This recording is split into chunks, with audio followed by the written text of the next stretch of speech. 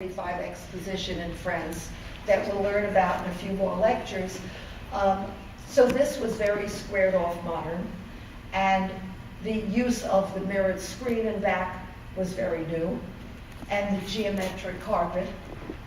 Plus the fact that, what is there about a white room? It's impractical. You don't have dogs in a white room, you don't have children in a white room, so it got a lot of attention. And she became popular for doing the white look. Not always. But again, none of these are, except for Sirimond's white room, none of these are rooms that you would particularly associate with one designer. Okay, I want to tell you, while I'll keep Eleanor Macmillan Brown up there and tell you about design schools. There were, as you know, architecture schools from the third quarter of the 18th century, of the 19th century. There was not a course in interior design until Parsons in about 1913. Parsons started out as the Chase School of Art. Remember Olana from last week, William Merritt Chase, I'm sorry, the painter who did that Olana interior that I showed you. He started a school which was the Chase School of Art in the late 19th century in New York. And he hired a man named Frank Alva Parsons, and I'm not remembering the date, whether it was 1909 or 11, but he hired Frank Alva Parsons, who was an architect, but he had taught a course in decorating. Hired him to teach a class in decorating, but that was a class, not a full program. A few years later, gradually that was popular. There was more interest in it. So there was a course, a full course in decorating.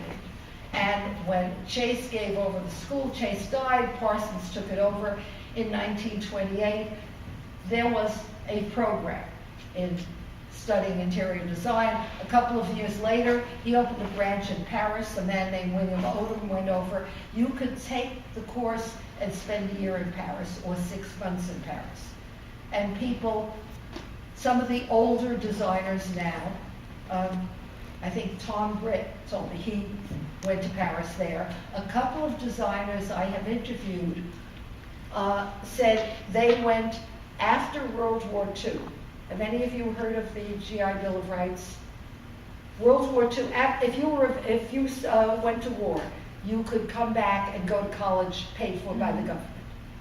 A number of people by then, we're talking about the mid-40s, mid to late 40s, by then it looked like this was going to be a decent business where you could make money. It was also post-war prosperity. America was growing. A lot of people needed their houses done.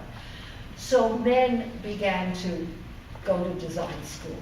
And there were a number of men who enrolled at Parsons under the GI Bill of Rights.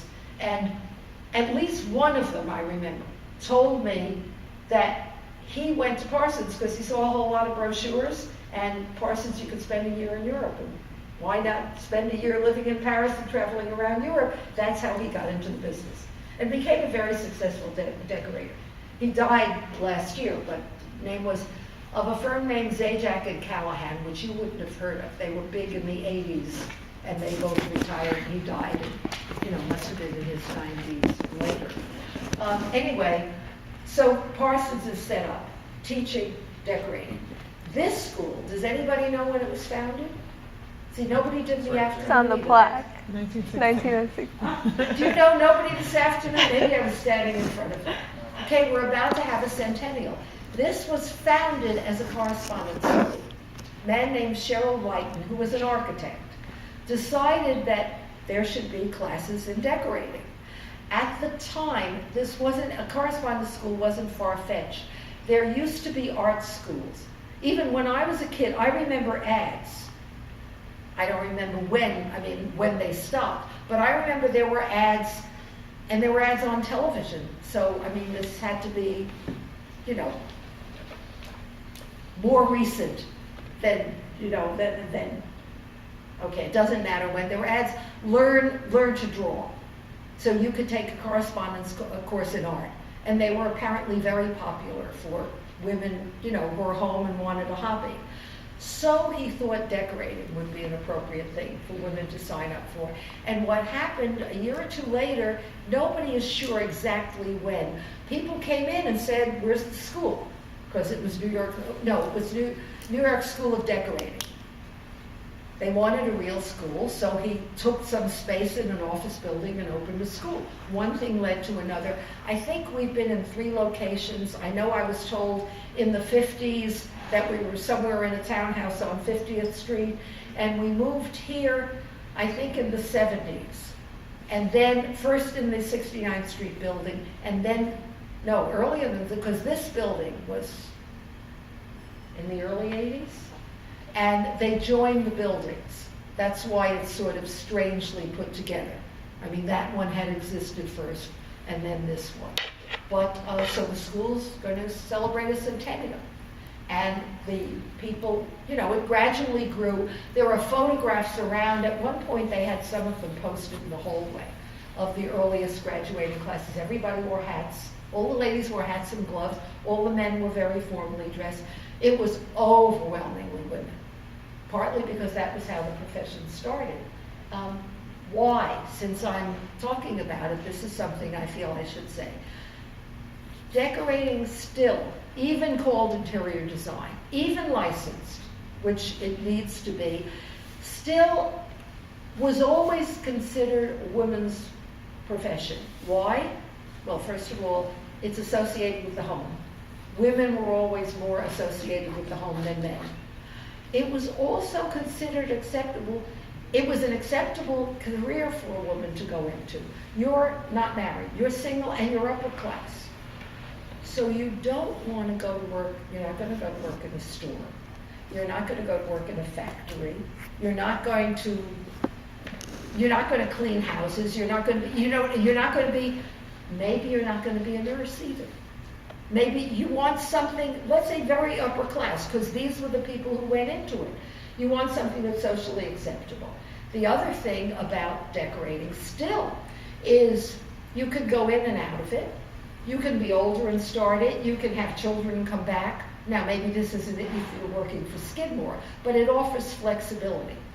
So it has long been associated more as a woman's profession than as a man.